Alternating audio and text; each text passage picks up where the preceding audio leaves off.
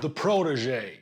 Rescued as a child by legendary assassin Moody, Anna is the world's most skilled contract killer. However, when Moody is brutally killed, she vows revenge for the man who taught her everything she knows. This movie stars Maggie Q, Samuel L. Jackson, and Michael Keaton, to name just a few. And lately it seems like I'm watching a hell of a lot of movies with a female assassin trying to get revenge for someone being killed or family being killed or I don't know, someone putting gunpowder in their milkshake. There is a lot of these movies coming out all at once. Jolt had something like that. Gunpowder Milkshake, as I alluded to, had something like that. Kate, the recent movie from Netflix, also had something like that. And now The Protege, a female assassin trying to get revenge for something. It's becoming quite common recently for some reason. It seems to be the flavour of the month. However, some of the movies I've mentioned previously, such as Gunpowder Milkshake or Jolt, I believe I gave fairly low ratings to, wasn't a big fan of.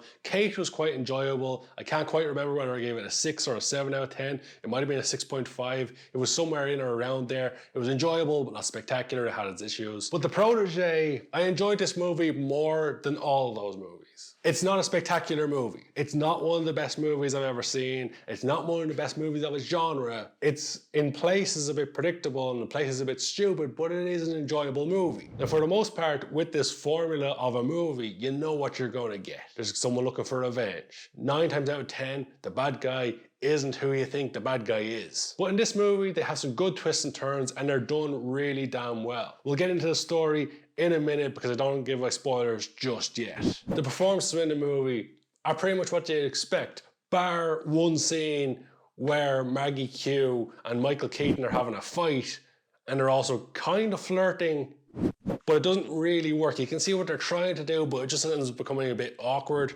Overall, the movie looks pretty damn good. The fighting, for the most part in the movie, is pretty standard, nothing too interesting, but at the same time nothing too bad, apart from the scene I mentioned with Michael Keaton and Maggie Q where it's a bit awkward. The movie does have some good twists and turns, but what I will say before I jump a little bit into the story is that it's been a few days since I watched this movie. I believe I watched it on Monday, and it's now Saturday. So I've left it a few days to stew over in my mind and see what I remember a few days later about the movie and if it sticks in my mind. And honestly, there's not too many scenes within that movie which stick out in my mind after leaving it for a few days before I review it. I intentionally left it a few days just to see if any of the scenes within the movie stood out and if any moments in the movie, stood out as big moments. But there's nothing within the movie that comes to mind straight away when I think about the movie. I really have to think about what happened within the movie when I'm thinking about this one now. If you talk to me about, say, let's just go extreme and say The Godfather, I always think of some of the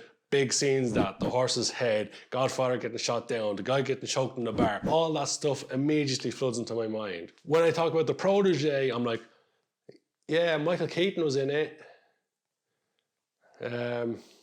There was a scene with a guitar.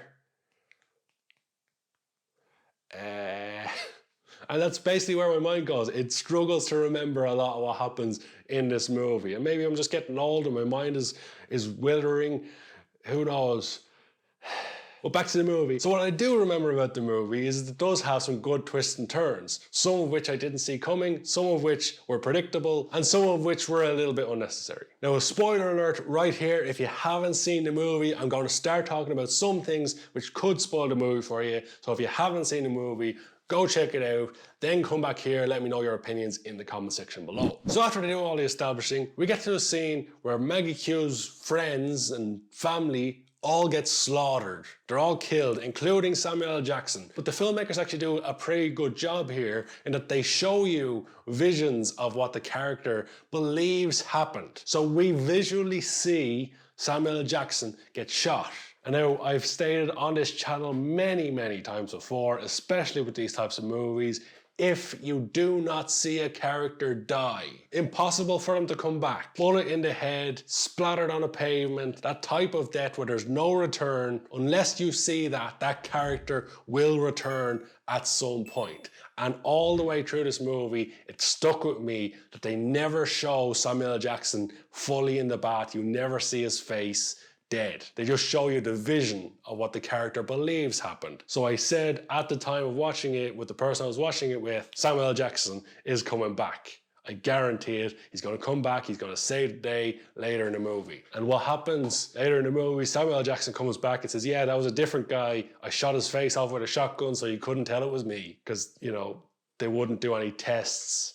Like, he wouldn't have any identifying marks on his body. There's no coroner's report. But let's skip all that because the movie is a bit of fun. But overall, I think the filmmakers did a good job with that twist, because a lot of people just kill off a character and then bring them back and it looks pretty stupid. A perfect example is in Jolt, where the boyfriend is killed off screen. And of course, later on is revealed as the bad guy, and we're going, oh my God, I couldn't see that coming. The guy that we never saw die came back. It was kind of stupidly done in Jolt. But after all of her family and friends have been killed, Maggie Q goes on this rampage, starts killing everybody. She's going after the people that killed her family. So she ends up in an office with a guy she believes is the guy responsible for killing her family. And out of nowhere, he's killed by someone else. The bad guy becomes someone else. Later on, that guy is killed by Maggie Q, and Michael Keaton and another old man become the bad guys. Michael Keaton's almost the henchman for the older guy. But overall, a lot of stuff for Maggie Q's character is a little bit too easy. Like when she's in the cell and she's being tortured for a while, when it actually comes to escaping, she beats up 3 guys and then they just cut to the next scene and she's gone. They don't show her escaping the building. They don't show any tough escape. She's just gone. The story wraps up at the end. There's an explosion, as there is in many of these movies, and Maggie Q, I guess, saves the day and gets her revenge. The movie ends, and at the end of it, you go, that was enjoyable, I think. But as I mentioned at the start, I did overall enjoy this movie more than the likes of Jolt or Gunpowder Milkshake or Kate, any of the other female assassins out for revenge movies that we've got lately. The Protege is perhaps better than all of those, although it could be argued that Kate, you know, they're on a similar level. But if you like revenge movies, I think you'll get some enjoyment out of this movie. So when it comes down to a rating for The Protege, I've said already it's had some good, it had some bad, but not really anything spectacular. And for that reason, I'm going to give it a 6 out of 10. And this is where I throw it over to you guys, because I would love to know your opinions of The Protege. Have you seen it?